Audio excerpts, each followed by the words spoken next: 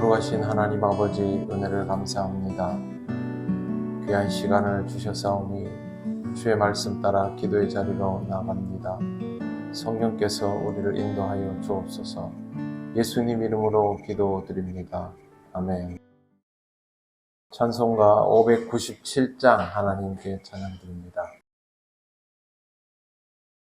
이전에 주님을 내가 몰라 영광의 주님을 비방했다. 지극한 은혜 내게 넘쳐 날 불러주시니 고마워라. 나 받은 달란트 얼마런가. 나 힘써 그것을 남기어서 갑절로 주님께 바치오며 충성된 종이라 상 주시리. 천하고 무능한 나에게도 귀중한 직분을 맡기셨다. 그 은혜 고맙고 고마워라. 이 생명 바쳐서 충성하리. 나 하는 일들이 하도 적어 큰 열매 눈앞에 안 베어도 주님께 죽도록 충성하며 생명의 면류관 얻으리라. 하나님 말씀 누가복음 3장 15절부터 16절까지입니다. 다 같이 봉독하겠습니다. 백성들이 바라고 기다림으로 모든 사람들이 요한을 혹 그리스도신가 심중에 생각하니 요한이 모든 사람에게 대답하여 이르되 나는 물로 너희에게 세례를 베풀거니와 나보다 능력이 많으신 이가 오시나니 나는 그의 신발끈을 풀기도 감당하지 못하겠노라. 그는 성령과 불로 너희에게 세례를 베푸실 것이요. 아멘. 요한은 거친 말들을 끊임없이 쏟아내 놓았지만 놀랍게도 사람들은 요한을 기다렸습니다. 요한을 기다린 가장 결정적인 이유는 혹시 그가 그리스도인가 해서였습니다. 이런 백성의 태도를 통해서 알 수 있는 부분은 사람들이 그리스도를 기다리고 있었다라는 사실입니다. 유대인들은 너나 할 것 없이 그리스도를 기다리는 사람들이었습니다. 기다림은 그들에게 사실상 생존 욕구와도 같은 것이었는데 너무도 힘든 시절을 살아온 그들에게는 바로 이것이 가장 중요한 문제일 수밖에 없었던 것입니다.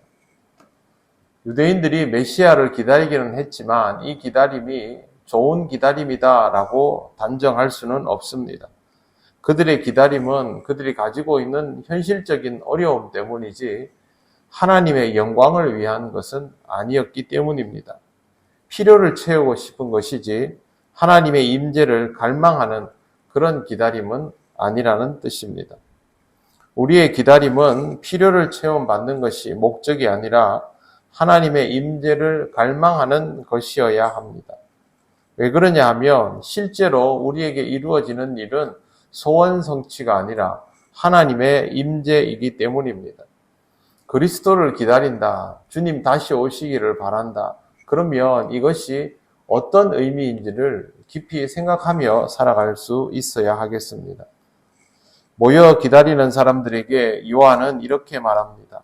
나는 물로 너희에게 세례를 베풀거니와 나보다 능력이 많으신 이가 오시나니 나는 그의 신발끈을 풀기도 감당하지 못하겠노라. 그는 성령과 불로 너희에게 세례를 베푸실 것이요. 요한이 세례를 베풀기는 합니다. 하지만 요한의 세례는 물 세례이지요. 예수님의 세례는 성령 세례입니다. 물 세례는 겉으로 보이는 세례이지만 예수님의 세례는 내면에서 이루어지는 세례입니다. 성령이 임하셔야만 가능한 것이죠. 물 세례는 일종의 의식입니다. 의도적으로 그렇게 하는 것이고 실질적인 변화가 있다라는 전제하에 이 의식을 하는 것입니다. 그렇기 때문에 물 세례를 받았다고 해서 그 자리에서 그 순간 구원이 이루어지거나 하지는 않습니다. 성령 세례는 의식이 아닙니다. 그렇기 때문에 인간이 의도할 수가 없는 부분입니다. 가끔 이렇게 특별한 집회, 기도원 이런 데서 성령 받아라를 외치는 경우가 있는데 그것은 자신들이 사도들과 동일한 권위를 가지고 있다라고 간주하고 그렇게 하는 것입니다.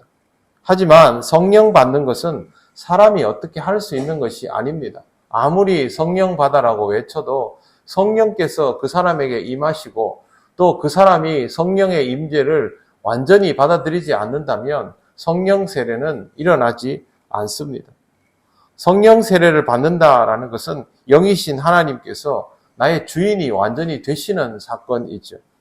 성령 세례는 그리스도의 부활 승천 이후에 시작된 사건입니다.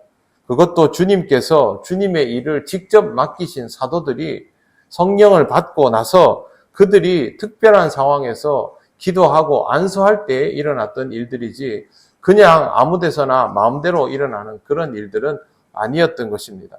사도행전에도 보면 빌립이 복음을 전하면 베드로와 요한이 따로 가서 기도하고 안수할 때 그때 성령이 일어났죠. 지극히 제한적으로 일어나는 사건이지 마구잡이로 일어나는 일이 아니라는 것입니다. 요한도 자신이 그렇게 하지 못하지 않습니까? 나는 물로 세례를 줄 수 있을 뿐이다. 예수 그리스도께서 구원 사건을 완성시키고 난 이후에 그 구원의 역사에 대하여 직접적으로 임무를 부여받은 자가 성령을 받고 그 다음에 할 수 있는 일이다. 그게 바로 오늘 말씀에서 가장 중요한 부분입니다. 성령 세례를 결코 가볍게 여기거나 우리의 방식으로 이해하려고 들면 안 됩니다. 성령 받는 일들은 절대 간단한 일이 아닙니다. 오죽하면 요한이 나는 그의 신발끈을 풀기도 감당하지 못하겠노라 하면서 비슷한 흉내도 내지 않고 완전히 자신에게 주어진 사역만을 감당했던 것을 볼 수 있습니다. 성령 세례는 오직 성령께서 베푸시는 것이고 성령이 나에게 임하여 주시고 온전히 내 삶의 주인이 되면서 이루어지는 사건입니다. 실제로 성령 세례를 받은 사람은 완전히 딴 사람이 됩니다. 내가 내 입으로 성령 세례 받았다고 100번 얘기해도 그 사람이 바뀌지 않았으면 성령 세례 받은 사람 아닙니다. 성령 세례를 받은 사람은 딱 주님을 닮은 사람이 되어 있습니다. 주님 닮은 사람은 하나님을 사랑하고 사람을 사랑하는 사람입니다. 공의와 사랑의 절묘한 균형을 이해하고 그것을 자연스럽게 행동에 옮길 수 있는 사람입니다. 가식적인 행동이 아니죠. 복음에 대해서는 누구보다도 단호하지만 사랑에 대하여서는 끊임없이 펼쳐져 있는 그런 성품을 가진 사람입니다. 사울이 바울로 변하는 것이 얼마나 놀라운 변화입니까? 갖다 놓고 보면 이 두 사람이 동일 인물이라고 할 수 있습니까? 없습니다. 그럼에도 불구하고 이렇게 변하는 것이 성령 세례의 특징입니다. 교회를 다닌다고 해서 자기가 교회에 익숙해지고 성경을 좀 많이 안다고 해서 성령 세례를 받고 싶다고 해서 받는 것이 아닙니다. 하나님께서 그 사람을 완전히 그리스도의 사람으로 뒤집어 놓았을 때에 우리가 보면서 저 사람은 정말 성령 받은 사람이구나. 그 사람을 보면서 벌써 입증되어 버리는 것이죠. 그것이 바로 성령 세례의 특징입니다. 성령 세례는 우리에게 아주 중요한 사건입니다.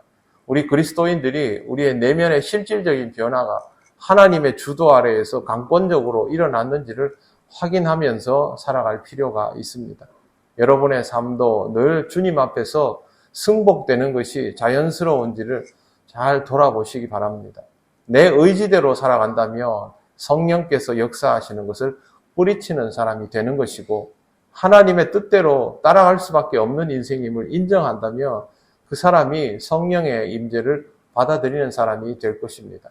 항상 주님 안에서 이 사건을 잘 의식하면서 신앙으로 살아가시기를 바랍니다. 기도드리겠습니다. 하나님 감사합니다. 우리의 삶 속에서 이루어지는 놀라운 변화에 주목하게 하시고 성령께서 주도하시고 강권하시는 삶을 경험하면서 그 삶이 우리에게 자연스럽고 당연한 삶이 되게 하여 주시기를 원합니다.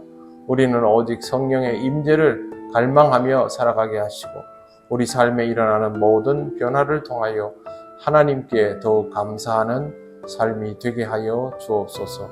오늘 또 장례가 있습니다. 하나님 그 가정 위에 함께하여 주셔서 이 장례를 통하여 하나님의 역사와 은혜를 경험하게 하시고 하나님을 기쁘게 만나는 기회가 되게 하여 주옵소서. 감사드리며 예수님 이름으로 기도드립니다. 아멘. 하늘에 계신 우리 아버지, 아버지의 이름을 거룩하게 하시며 아버지의 나라가 오게 하시며 아버지의 뜻이 하늘에서와 같이 땅에서도 이루어지게 하소서. 오늘 우리에게 일용할 양식을 주시고 우리가 우리에게 잘못한 사람을 용서하여 준 것 같이 우리 죄를 용서하여 주시고 우리를 시험에 빠지지 않게 하시고 악에서 구하소서. 나라와 권능과 영광이 영원히 아버지의 것입니다. 아멘.